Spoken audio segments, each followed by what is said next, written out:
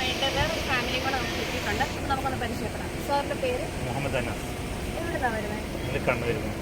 അപ്പോൾ അത്രയും ദൂരത്ത് നിങ്ങോട്ടൊരു സെൻറ്റർ ഓഫ് ചെയ്യാനുള്ള കാരണം? നല്ലൊരു സ്റ്റുഡൻറ്റ് റാങ്ക് ലിസ്റ്റിലെല്ലാം ഒരു ഇത് കണ്ടു.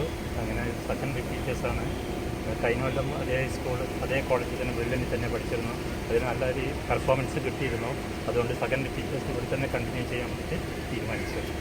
എങ്ങനെ ഉണ്ടായിരുന്നു ബ്രില്യൻറ്റിലെ എക്സ്പീരിയൻസ്? കുഴപ്പമില്ല, നല്ല സ്റ്റഡീസും കാര്യങ്ങളെല്ലാം നല്ല ബാക്ക്ഗ്രൗണ്ട് നല്ല ഇതായിരുന്നു. അവർക്ക് വേണ്ടുന്ന ചെയ്തു കൊടുക്കുന്നുണ്ട്. ഹോസ്റ്റൽ ഫെസിലിറ്റി അങ്ങനത്തെ എല്ലാ കാര്യങ്ങളെല്ലാം കൃത്യമായിട്ട് കൺട്രോൾ ചെയ്ത് കൊണ്ടുപോകുന്നുണ്ട് അവർ. ഇവിടെ എക്സാം സെൻറ്ററിൽ വന്നപ്പോൾ എങ്ങനെയായിരുന്നു എക്സാം സെൻറ്ററിലെ കണ്ടീഷൻസ്? എല്ലാം നിങ്ങൾക്ക് ഫേവറബിൾ ആയിരുന്നു? പെട്ടെന്ന് കാര്യങ്ങളൊക്കെ കഴിഞ്ഞ പ്രൊസീജിയേഴ്സ്? അതെല്ലാം എളുപ്പമായിട്ട് ഒരു തവണ ചെയ്തുകൊണ്ട് അത് പ്രാവശ്യം കുറച്ച് എളുപ്പമായിട്ട് കഴിയാൻ വേണ്ടിയിട്ടുള്ള ഇത് കിട്ടിയിട്ടുണ്ട്. ടെൻഷൻ ഉണ്ടായിരുന്നു? എങ്ങനെ ഉണ്ടായിരുന്നു ഇവിടെ?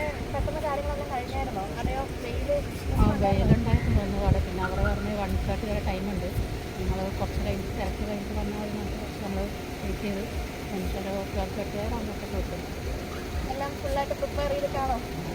ഫുള്ള് പ്രിപ്പയറൊക്കെ ഉണ്ടത് കൂടെ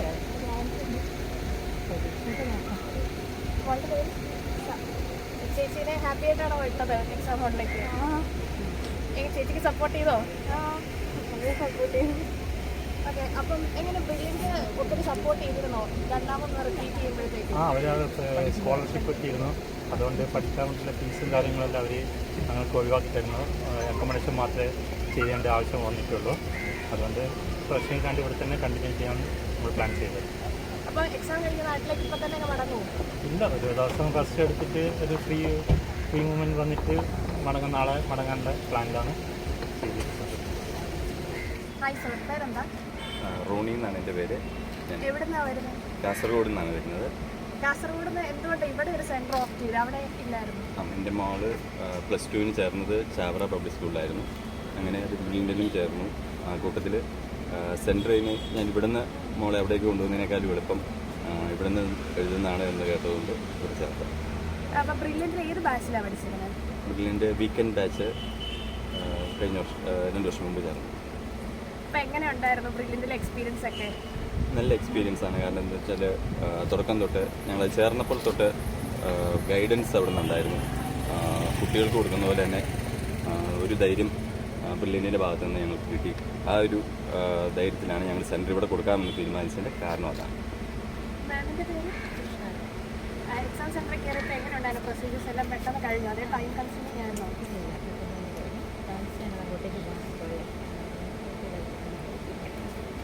ആൾക്ക് ടെൻഷൻ ഉണ്ടായിരുന്നു? കുഴപ്പമൊന്നുമില്ല. അപ്പം എങ്ങനെ ഉണ്ടായിരുന്നത്? ഇതിൻ്റെ പ്രൊസീജിയേഴ്സ് എല്ലാം വളരെ യൂട്യൂബൊക്കെ കണ്ടാണോ വന്നത്?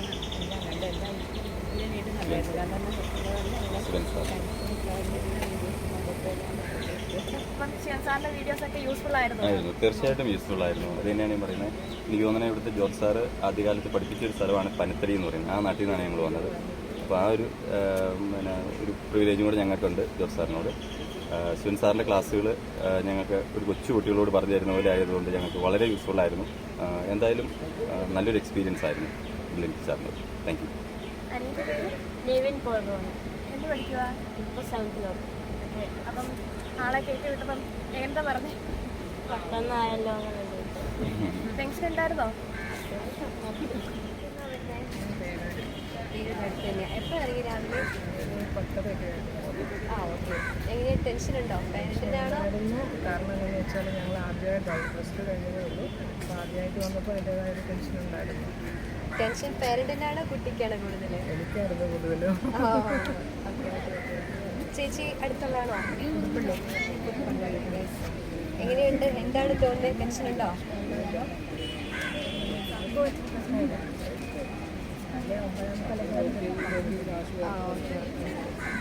എന്താണെങ്കിലും കിട്ടിക്കോളും. ഓക്കെ. എൻട്രൻസ് സംബന്ധമായ വാർത്തകളും അപ്ഡേഷനുകളും ഏറ്റവും വേഗം ആധികാരികമായി അറിയാൻ ബ്രില്യൻറ്റ് സ്റ്റഡി സെന്റർ പാല യൂട്യൂബ് ചാനൽ സബ്സ്ക്രൈബ് ചെയ്യുക. ബെൽ ഐക്കൺ അമർത്തുക. ഈ വീഡിയോ മറ്റ് സുഹൃത്തുക്കളിലേക്കും ഷെയർ ചെയ്ത് നൽകുക.